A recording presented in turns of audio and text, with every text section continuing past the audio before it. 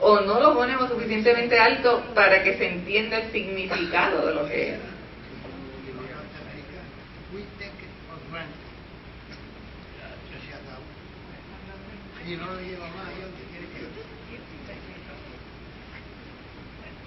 Bueno, eso es uno de los consejos, ¿verdad?, que da este autor, y a mí me gustó muchísimo cuando él habla de esas otras iglesias orientales que sobrevivieron. Él da el ejemplo, por ejemplo, aquí de Irak e Irán, ¿verdad?, que ya lo mencioné. Para sorpresa de todos, miren, los asuntos que separaron estas otras iglesias orientales, que eran de estos territorios semitas, ¿verdad?, los asuntos que separaron esta gente fueron intensamente discutidos dentro del cristianismo, ¿verdad? ¿Usted iba a decir algo? Sí, voy a decir, hay que ver a los musulmanes como todos semitas, y eso no van a plaza, vienen de el tiempo de cualquiera, ellos van a estar, hacer su oración y entregarse, hacer su reverencia. Eso es lo que nosotros. Pero ellos tienen diferencias bien grandes. Y si no, en Irán, mire, están matándose chiitas y los sunnis. O sea, en todos sitios, hermano, en todos sitios. Y por la única razón que no están más divididos es porque tienen un férreo control del gobierno. Férreo. O sea, ahora mismo en Arabia Saudita que se habla de que, pues, liberalizar a la mujer de tantas cargas, de tanta opresión, ¿no? Le salió del alma así. Y entonces, pues miren, hay mucha gente profesional que está de acuerdo en que eso es de la edad de piedra, no digo yo de la antigüedad, de la edad de piedra. Y entonces hay sus diferencias, pero inmediatamente que empiezan a surgir, miren, los cortan, los persiguen, les hacen la vida imposible, los matan. Bueno, los intelectuales, que son la gente, ¿verdad?, un poquito más abierta, no siempre, pero se hace muy cuesta arriba, muy cuesta arriba. El control es férreo. Miren, así que le estaba mencionando el asunto por los cuales estas iglesias se separaron. Estamos hablando de 15 siglos atrás, o sea, esto fue mucho tiempo atrás. Cuando en la iglesia se estaba discutiendo si podían existir en la figura de Cristo una naturaleza divina con una humana, ¿verdad? Y si existían, se decidió que sí que existían, ¿cómo podían existir? O sea, había muchas explicaciones, ¿verdad?, que absorbieron toda la atención de los grandes pensadores de la iglesia, y esas cosas se estudian. Yo estoy segura que, ¿verdad?, ya no se van a quedar muy profundos, porque es que a veces nosotros decimos, Dios mío, pero ¿cómo es posible que, tú sabes, le dieran tanta vuelta al asunto? Pues miren, nosotros tenemos una de las versiones, la que prevaleció, ¿verdad? Pero en aquel momento donde no prevalecía ninguna, y ¿verdad?, para estar lo más cerca posible de las escrituras, aunque siempre como que hay ¿verdad?, sus dudas y sus cosas, pero pues que pudiera decirse, esto es lo que la iglesia cree. Miren, eso tomó unos procedimientos bien angustiosos, y le costó a la iglesia. Y entonces una de esas ideas, ¿verdad?, en aquel momento en que separó a estas iglesias orientales, era si se podía decir que la parte divina de Jesús había nacido de María. Cuando la iglesia decretó que María era la madre de Dios, lo que quería decir es que en esa criatura estaban las dos naturalezas de Jesús, ¿verdad? Tanto divina como humana. Claro, con el tiempo se tergiversó por completo la cosa. Y cada vez el cristianismo, pues especialmente el catolicismo, ¿verdad?, fue adoptando cada vez más y deificando, haciendo divina a María. Pero estos cristianos, pues se les hizo muy difícil aceptar esto y se separaron de la cristiandad. Y eso no significó que desaparecieran. Y entonces algo curioso, cuando en el siglo XX las iglesias empiezan a comunicarse, fíjense que 20 siglos separados, ¿ok? Y por primera vez se sientan en una mesa católico, ortodoxo, protestante, de todas las iglesias de todo el mundo. Y saben que invitan a gente de estas iglesias que han estado completamente separados del cristianismo, tú sabes, que nosotros conocemos. Y entonces pues y tuvieron que vencer unos temores enormes porque pensaban que a lo mejor se los querían tragar o algo, teológicamente hablando, ¿verdad? Pero entonces cuando se sientan a hablar en una mesa, ellos descubren después de tantos siglos, descubren que las diferencias que en aquel, tú sabes, pasado parecían tan grandes, ahora cuando veían las explicaciones decían, adiós cara, pero si así mismo creemos nosotros. Y entonces el punto, ¿verdad?, que este autor quiere resaltar es que estas iglesias siempre se desarrollaron bajo circunstancias bien hostiles. O sea, que siempre tuvieron persecución, nunca tuvieron el apoyo, porque el cristianismo obviamente siempre ha estado ¿verdad?, en estados donde el Estado refleja en gran medida la fe.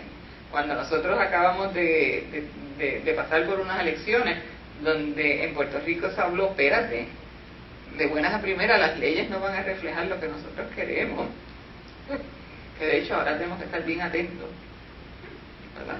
Bien atentos a ver qué va a pasar. Ahí le dejaron una papa caliente al nuevo gobernante, porque este gobierno que está saliendo de repente ha dicho, espérate, las parejas que no están casadas, y no estamos hablando de homosexuales solamente, sino parejas que no están casadas, tiene una de las dos partes a tener el mismo plan médico que la otra, en este caso el del gobierno de Puerto Rico, que es conocido como la reforma, ¿verdad?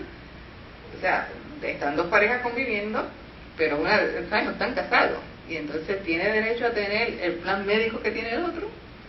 Y entonces en el caso de este gobierno saliente dijo, sí, homosexuales y heterosexuales, no importa, tú sabes. Y entonces pues este nuevo gobierno que va a entrar de repente va a tener esa papa caliente. O sea, les da o no les da el derecho a tener plan médico a parejas no casadas. Y la iglesia votó por él, ¿verdad? El día de las elecciones yo no me separé del televisor porque yo quería oír qué explicaciones le daban, tú sabes, a un margen tan grande. Y yo yo oía todo lo que estaban diciendo y yo decía, nadie menciona a la iglesia, como a las 10 y pico de la noche, y estamos hablando pues como 3 o 4 horas, porque la cosa se vio, ¿verdad?, desde bien temprano. Y entonces finalmente la socióloga Marcia Rivera dice, yo creo que aquí ha pasado lo que pasó en Estados Unidos en las elecciones pasadas, la iglesia. Así que, ¿verdad?, en nuestra sociedad, iglesia y Estado, aunque no están unidos, pero el Estado refleja en gran medida la fe, y en gran medida sus leyes responden a eso, y obviamente ha habido ahí, ¿verdad?, una relación armoniosa. En estos países donde estas iglesias orientales tuvieron que desenvolverse, era todo lo contrario. O sea, siempre en un ambiente hostil, siempre bajo persecución, y sin embargo no desaparecieron. Pero para nosotros se supone que el Estado esté separado de la Iglesia. Sí, No tiene que ver, no se puede mezclar. sí, Eso no pero es aparte. en gran medida las leyes de ese Estado reflejan la fe de la gente. Sí, pero eso está por ley legalizado, eso es aparte. Cuando se mezclan las dos cosas se daña. Bueno que dijeras eso, porque cerramos con broche de oro. Sí, porque la política no se puede meter en el asunto de iglesia porque se daña todo. Y la Iglesia tiene que saber cómo meterse en política. Eso es verdad. Porque, ¿verdad? En los últimos años, ¿verdad? Nosotros hemos tenido sustanteo.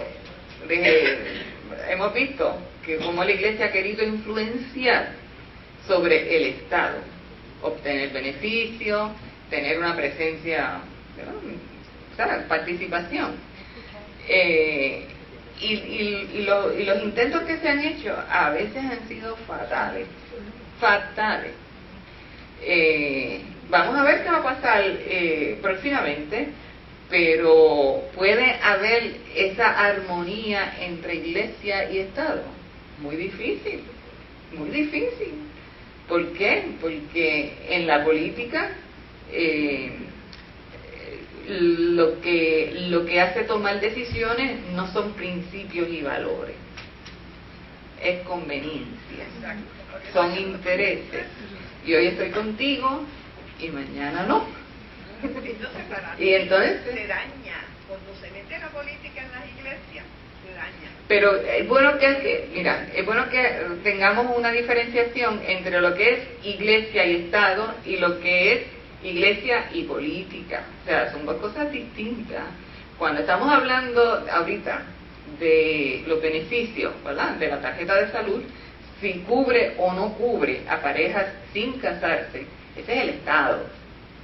Ese es el Estado. Ese no es un partido.